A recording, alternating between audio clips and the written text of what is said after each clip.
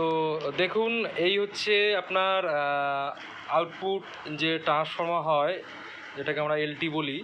তো এই যে ট্রান্সফর্মার হচ্ছে সাউন্ডের একটা বিশাল বড় কাজ আছে। তো সাউন্ডটাকে মেন লং থ্রো বা কোয়ালিটি বানানোর জন্য যখন অনেক দূরে দেয়া হয়, তো এই এলটি ট্রান্সফর্মার একটা বিশাল বড় কাজ আছে। তো এর যে কানেকশানগুলো আছে অনেকেই বুঝতে পারে না। তো আমি দেখাচ্ছি কিভাবে কানেকশান করতে হয়। আমার কাছে যে ট্রান্সফর্মারটা আছে, দেখুন এখানে লেখা আছে আপনার প্রাইমারি। তো প্রাইমারি সেকশন, প্রাইমারি মানে যেটা ইনপুট কানেকশান ঢুকবে। তো মেশিন থেকে এই যে কানেকশান দেখছেন, তো এখানে লেখা আছে দেখুন। তো ব্ল্যাক যেটা আছে কমন, হোয়াইট আছে এটা হচ্ছে 60 ওয়াট, রেড আছে 40 ওয়াট, ব্লু আছে 30 ওয়াট, ইয়েলো আছে 20 ওয়াট, আর গ্রিন আছে 10 ওয়াট। তো কিভাবে আমি এই সেটিংটাকে নিয়ে আসবো, তো এটা আমি ডিটেলসে আপনাদেরকে দেখাচ্ছি। আর একটা ব্যাপার দেখুন, তো এই দিকটা দেখুন, এই দিকটা আছে সেকেন্ডারি মানে হচ্ছে যেটা আউটপুট বেরোবে, যেটা আমার ইউনিটের দিকে যাবে, মাইকের দিকে বা চোঙার দিকে যে সাউন্ডটা যাবে। তো এখানে দেখুন, কেউ যদি আপনার ডাইরেক্ট 8 ohmsে কোনো স্পিকার বাজায়, তো 8 ohmsে চালাতে পারবেন। আর যেহেতু আমরা বেশিরভাগটাই এটা ইউনিটের ক্ষেত্রে যেটা ইউজ করি, তো সেক্ষেত্রে ইউনিট আমাদের হয় 16 ohms। তো এখানে আছে রেড 16 ohms আর হচ্ছে ব্ল্যাক আছে কমন। তাহলে দেখুন, আমি এই কমন, এটা ব্ল্যাক কালারটা কমন নিয়ে নিলাম, আর রেড কালারটা 16 ohms নিয়ে নিলাম। আর এখানে যে গ্রিন কালারটা আছে এটা আমি জড়িয়ে রেখে দিলাম, কারণ এটা আমার লাগছে না। যদি 8 ohmsে কোনো স্পিকার লাগাই, তাহলে সেক্ষেত্রে এই 8 ohmsটা কাজে লেগে যাবে। আর দেখুন, আরেকটা ব্যাপার হচ্ছে, এই যে এতগুলো কানেকশান রয়েছে, আমি এই কানেকশানগুলো কিভাবে তৈরি করব বা কিভাবে কানেকশানগুলো করব। তো দেখা যায় যে আমরা কিছু কিছু জায়গায় বড় প্রোগ্রাম হচ্ছে, ওই বড় প্রোগ্রামের সময় অনেকটা লেন্থে, প্রায় ধরুন 2 কিলোমিটার, 4 কিলোমিটার, 6 কিলোমিটার কি 10 কিলোমিটার পর্যন্ত আমাদেরকে চঙের লাইন টানতে হয়। তো সেক্ষেত্রে হয় কি, আমরা যদি সব ইউনিটগুলোই আমি 60-এ দিয়ে যে 60 যেটা আছে আপনার রেড, তো রেডটা আছে না, সরি হোয়াইটটা, এই হোয়াইটটা আছে 60 ওয়াট।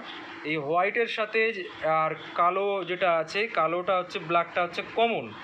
তো এই সাদাটা আর কালোটা 60 ওয়াট। তো এই 60 ওয়াট যদি আমি সব ট্রান্সফর্মারগুলো দিয়ে দিই, সব ইউনিটগুলো যদি দিয়ে দিই, তাহলে কি হবে, আমার সামনের যে চংগুলো খুব জোরে বাজবে। আর যত দূরকে যাবে আস্তে আস্তে আস্তে আস্তে সাউন্ডটা কমে যাবে।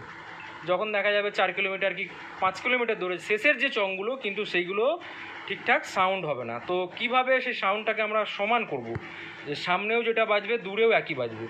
তো সেক্ষেত্রে এই যে দেখুন, এখানে 10 watt, 20 watt, 30 watt, 40 watt, 60 watt যেটা আছে, আপনার 10 থেকে 60 পর্যন্ত ওয়াট আছে। তো পরপর আমরা প্রথমে যে কাছে যেটা আছে সেটাকে আমরা দেব কমন ব্ল্যাক, কালো, আর এখানে দেখুন গ্রিন, এই হচ্ছে গ্রিন। গ্রিনের সাথে আমি কালোটা যদি দিয়ে দিই, এটা হচ্ছে 10 ওয়াট হয়ে যাবে। তো সিস্টেম অনুযায়ী এখানে চংটা আমার কাছে যদি দিই, তো চংটা একটু কম বাজবে। আবার 20 ওয়াটে যদি দিই আরেকটু জোর বাজবে, 30 ওয়াটে যদি দিই আরেকটু জোর বাজবে, 40 ওয়াটে যদি দিই আরেকটু জোর বাজবে, 60 ওয়াটে যদি দিই আরেকটু জোর বাজবে। তো এইভাবে পরপর যদি আমরা এই কানেকশানগুলো এলটির করে এগিয়ে যাই, প্রথমে দিলাম আমরা 10 ওয়াট, তারপরে একটু আগে যেটা গেলাম পরপর 10 ওয়াট 2-3টে দেওয়ার পর আবার 20 ওয়াট দিলাম, তারপরে কিছু দূর গিয়ে আমরা 30 ওয়াট 2-3টে দিলাম, তারপরে 40 ওয়াট কিছুটা দিলাম, শেষে দেবো 60 ওয়াট। সেক্ষেত্রে কি হবে না, চঙের যে সাউন্ডটা একদম সেম থাকবে, একদম প্রথমেও যেরকম বাজবে আর দূরেও সেম বাজবে। আর যখন 60-এর হয়, আর একটা বড় অসুবিধা হয় কি, সামনেরগুলো জোর বাজে, শেষেরগুলোকে জোর করার জন্য যখন সাউন্ডটা আমরা জোরে বাড়াই, তখন কি হয়, সামনের সাউন্ডটা অনেক জোর বেড়ে যায়, আর মোটামুটি কাছের মানে দূরের সাউন্ডটা অনেকটাই স্লো হয়ে যায়। তো সেক্ষেত্রে আপনারা যদি এইভাবে ট্রান্সফর্মারগুলো রেডি করেন, তো তাহলে খুবই উপকার পাবেন।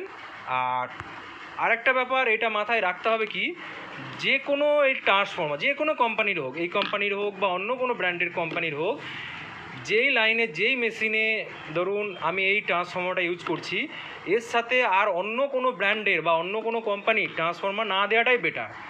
কারণ কি এর যে ওমসটা মাপা আছে, হয়তো দেখা গেল অন্য কোনো এলটি ট্রান্সফর্মার সেটা সেই ওমস নেই, কিছুটা কম বেশি আছে, সেক্ষেত্রে কি হয় মেশিনে চাপ পড়ে, মেশিনের ওভারলোড দেখায়। হ্যাঁ, তো কোনো কারণে এলটি যদি ফল্ট হয় সেক্ষেত্রেও আপনার ওভারলোডের একটা সমস্যা আছে। তো সবসময় মাথায় রাখতে হবে, আমরা যদি একটা মেশিনে একদিকে ধরুন যতটা লেন্থ ছোটাবো, একই কোম্পানির যদি আমরা এলটি ইউজ করি না, সেক্ষেত্রে সমস্যা অনেকটাই কম হবে, আর সাউন্ডটাও একদম ক্লিয়ার হবে, মেশিনে কোনো চাপ পড়বে না। তো অনেক সময় অনেকেই বলেন যে আমার মেশিন একটা হয়তো কিছুক্ষণ চলার পরেই ওভারলোড হয়ে যাচ্ছে, তো সেক্ষেত্রে দেখবেন ওই ট্রান্সফর্মারগুলো বিভিন্ন কোম্পানির বিভিন্ন জায়গায় লাগানো আছে, কাতেও দেখবেন সাউন্ড কম হচ্ছে, কাতেও বেশি হচ্ছে, এই সমস্যাগুলো হয়ে থাকে। তো মোটামুটি এক দাদা আমাদের এখানে আসছেন। দাদা আপনার সাউন্ডের নাম কি? মহাপৌর সাউন্ড। তো উনি এই এলটিগুলো ইউজ করবেন, নতুন নিয়ে যাচ্ছেন, ইউজ করার পর আমাকে ফিডব্যাক দেবেন যে কেমন চলছে। ঠিক আছে, তো আজকে এই পর্যন্তই। কেমন লাগলো ভিডিওটা অবশ্যই কমেন্ট করবেন। ওকে।